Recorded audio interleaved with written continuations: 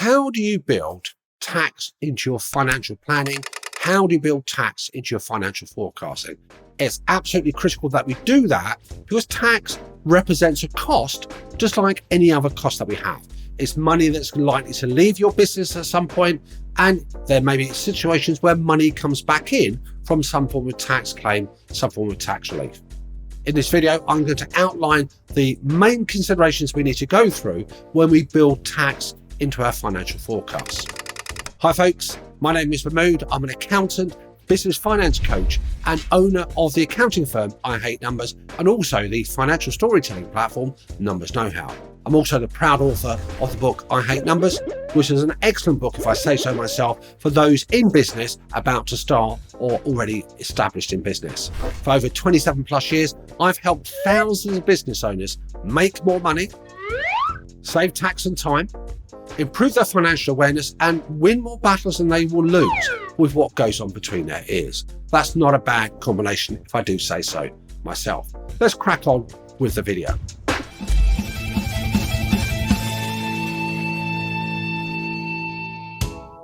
Now, the primary thing we need to think about when we start building taxes in, you don't necessarily need to be a tax expert. Certainly, by all means, speak to your accountants, speak to your financial advisors to get them finer details, certainly. But to begin with, you need to start thinking about what's going on.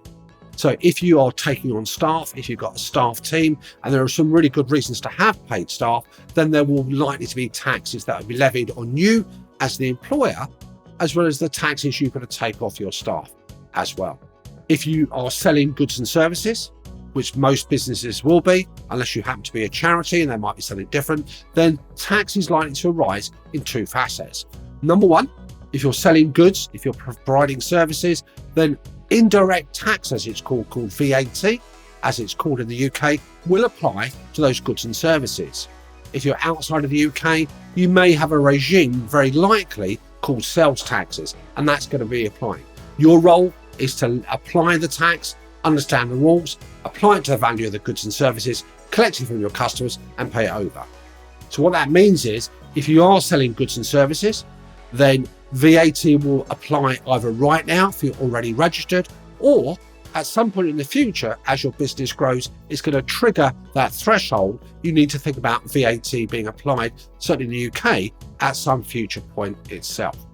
There's a whole myriad of rules there. You don't need to get too bogged down in what that myriad of rules are. Just be aware though, when you're doing a cash flow statement, VAT has to be added onto the value of goods and services because that's what comes in and out of your bank statement. When you're doing a profit calculation, ignore VAT for that purpose.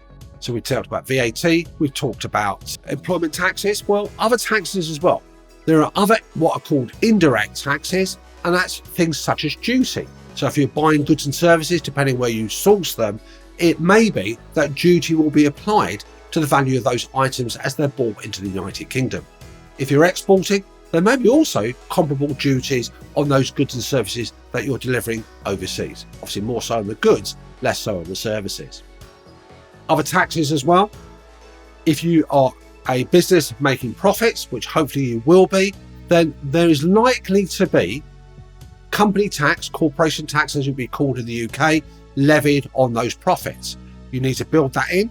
You need to make sure you've got those funds put to one side to pay it over. Other taxes that you might also have to pay is obviously taxes on your own income. Now that rests outside of the company financial planning, but it may be a relevant consideration when you come to think about how you extract funds out of your business. So that's one thing, identify what they are, make a note of them, and then talk to your accountant, financial advisor to make sure you identify specifically what those more detailed conditions will be, and they should build that in for you.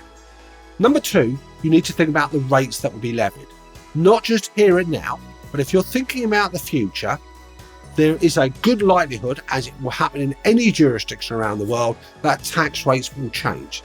They may go up or they may come down. In current climate, it's more likely to go up. So as we look ahead, make sure we've got some way of building in those future rates. My advice normally to when I'm putting a plan together for somebody or helping them and advising them is to have what I call sensitivity. So come up with a good, robust rate here, apply that across the board, and don't get too bogged down by the minutiae of tax planning. But you must build in that likelihood that tax rates will change. So we've dealt with the types of taxes, we've dealt with the rates that will apply.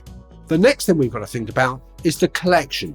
When is that tax actually to be paid over? Now, typically for most businesses in the United Kingdom that are registered for VAT, VAT will be paid over, it will be collected and then paid over to the government, typically once a quarter. There is the opportunity to pay that on a monthly basis, depending on the type of business you are. My advice would be in the financial planning is assume it's taken out monthly. You can, in practical terms, put that into a separate savings account, a separate deposit account. Those funds are actually building up when you're ready to pay. So I would actually treat the timing as occurring on a monthly basis. Whatever you charge for VAT, whatever you collect back, assume that's come out of the business, goes into a separate area, and that's siphoned out as well. And that gives you a real robust look on what your underlying operating cash flow is, take into account the taxes that are flowing out, and on occasion, taxes will be flowing back in. Those taxes that might be flowing in may be because you're investing in capital items, in plant and equipment, you're getting tax breaks, and there may be refunds coming back to you as a result. Now, the last thing to really consider once we're building tax into our forecasting about what they are, how much they are, when they're paid over, do not let tax dictate your commercial thinking. Now, I meet a lot of people when I'm helping them put their plans together, when I'm putting my tax planning hat on, who will get obsessed with saving tax. Now, don't get me wrong. Everybody loves to save tax. It's a good thing. You're perfectly entitled to arrange your affairs so you mitigate the amount of tax that you do. Now, don't let tax dictate your thinking too much, because in most jurisdictions, the tax percentage that's applied is far less than the proportion that you get to keep. So do not get obsessed with saving tax when you're then squandering opportunities as a result. Folks, I hope you got some value from this video. I certainly love making it for you. And if you do, I'd love it if you subscribe, and even better, if you provide some comments and a thumbs up. If you feel there's somebody out there in your network, somebody that you know who could benefit from the video, please share it with them and recommend they subscribe to I Hate Numbers. In the meantime, folks, take care, look after yourself. Check out my notes here for more resources and links to the Numbers Know-How platform, which will take the heavy lifting of the financial planning for you. Until we meet again next week, happy tax planning.